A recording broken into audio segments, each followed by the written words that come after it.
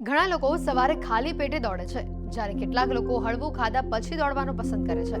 હવે તમે વિચારતા હશો કે દોડવું એ સ્વાસ્થ્ય માટે કેટલું ફાયદાકારક છે. તો ચાલો અમે તમને જણાવી દઈએ કે સવારે ખાલી પેટે દોડવું એ સ્વાસ્થ્ય માટે ફાયદાકારક છે કે નુકસાનકારક. આજની બગડતી જીવનશૈલીમાં લોકો પોતાને સ્વસ્થ અને ફિટ રાખવા માટે વર્કઆઉટ કરવાનું પસંદ કરે છે. લોકો સમય કાઢીને દોડવાનું, જોગિંગ કરવાનું પસંદ કરે છે.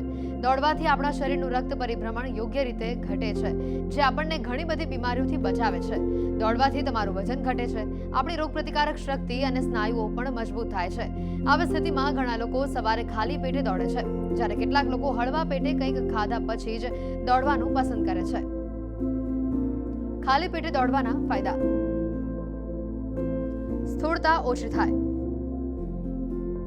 હાર્ટ હેલ્ધી રહે, પાચન સુધરે, શરીરમાં તાજગીનો અનુભવ થાય. જો તમારું શરીર સ્થૂળતાથી ઘેરાયેલું છે તો સવારે કંઈ પણ ખાધા પીધા વગર દોડવું એ તમારા માટે ફાયદાકારક સાબિત થઈ શકે છે.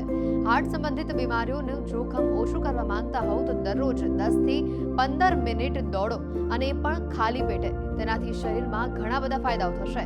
ખાલી પેટે દોડવાથી પાચન તંત્ર મજબૂત થાય છે.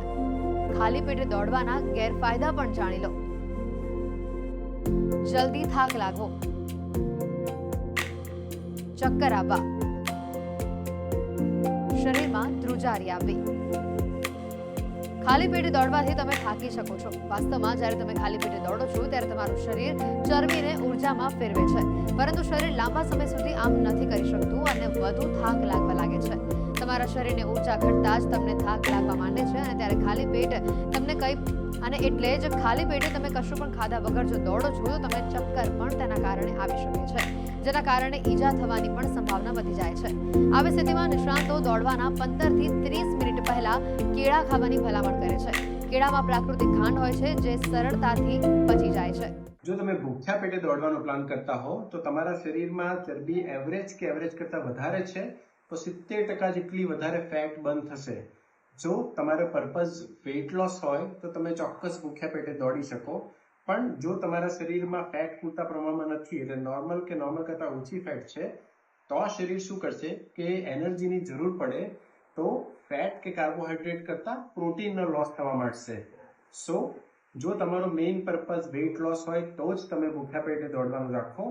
વેઇટ લોસ તમારો પર્પઝ ના હોય તો તમે કંઈક ને કંઈક લઈને, જેમ કે ઓછામાં ઓછું 250 ml પાણી ઓર કોઈક પ્રકારનું ફૂડ, અને ફૂડ પણ લેવાનો આઈડિયલ સમય તમારો દોડવાનું હોય એના કરતાં 1.5 કલાક પહેલા હોવો જોઈએ.